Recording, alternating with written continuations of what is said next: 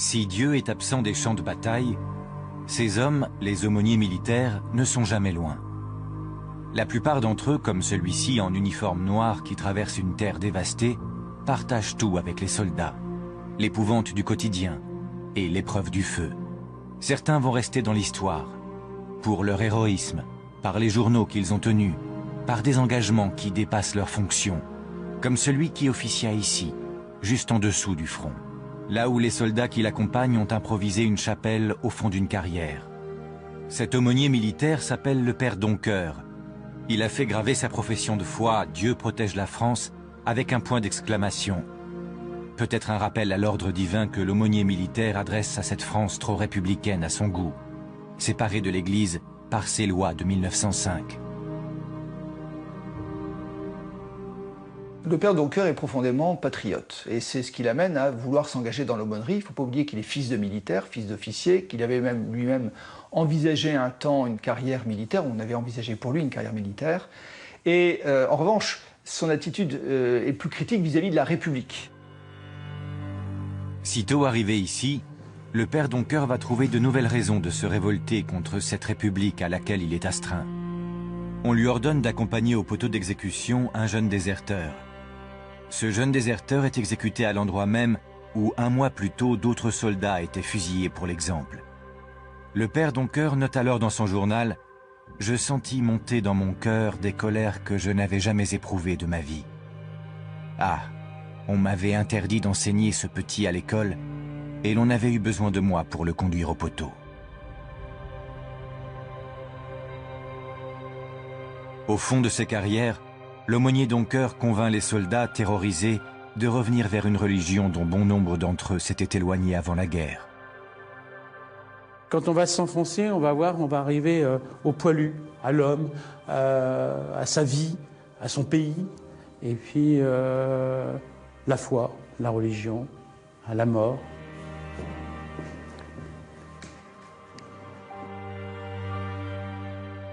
La première messe a eu lieu donc pour la messe de minuit 1914. Il y a eu des combats dans la nuit, de la nuit de Noël, jusqu'à peu près 2 heures du matin.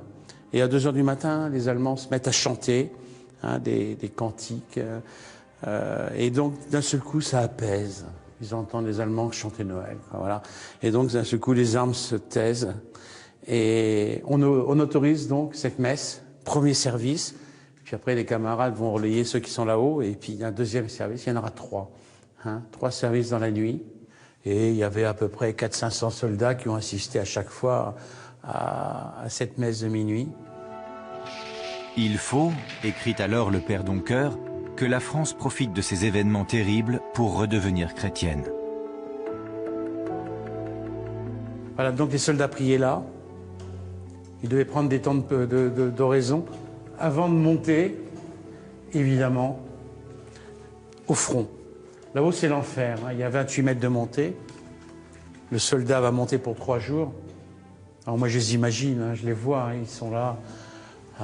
Ils vont monter, ils en ont plein sur le dos. Et puis, voilà, on va peut-être se signer, faire une petite prière, en espérant que 3 jours après, on redescende par le même endroit.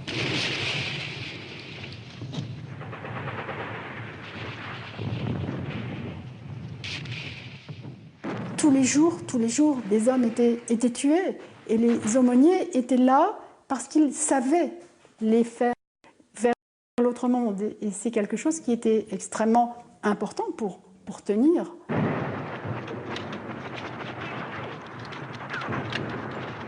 On voit bien qu'on est à un niveau qui tient là pratiquement de l'inexplicable. Et le religieux vient retrouver une fonction qui est de redonner du sens. Comment donner du sens à l'insensé? C'est impossible.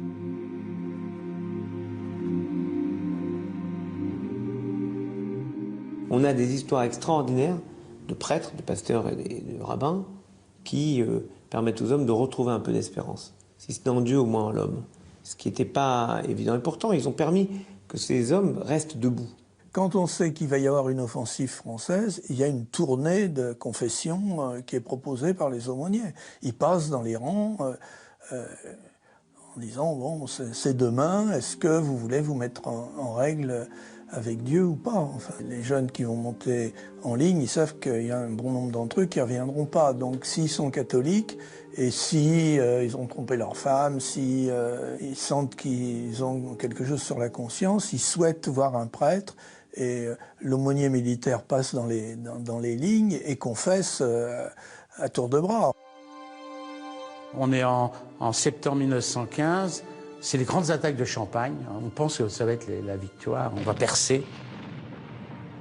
Et le père Doncker, la veille, avec les aumôniers du régiment, vont se promener dans les tranchées pour être près des hommes et donc confesser les hommes, pour ceux qui le désirent. Il raconte que le régiment va se confesser. Et lui dit d'un seul coup, il reste une personne qui ne s'est pas confessée. C'est le colonel, celui qui va commander l'attaque. Donc il va le voir dans son abri, disant « Mon colonel, vous n'êtes pas confessé ». Et le colonel a dit « Oh oui, vous comprenez, ça fait longtemps, et puis je ne sais plus faire ». Et le père Doncker dit « Mais c'est pas grave, on va vous aider ». Et puis il y a un grand silence. Et en fait, le colonel Tesson va s'effondrer complètement. Il va se confesser. Peut-être qu'il n'avait pas fait ça depuis 40 ou 50 ans. Et le père Doncker raconte que le colonel Tesson écrit tout de suite après à sa maman. Et il lui dit, ben voilà, ça est champé, je me suis confessé, etc. Et le lendemain, il est tué. Hein, voilà. Le père Doncker, en 1920, va rechercher la tombe du colonel Tesson et il va donc, sur sa tombe, il va mettre une croix immense, ce qu'on appelle la croix du père Doncker, la croix de la 28e brigade.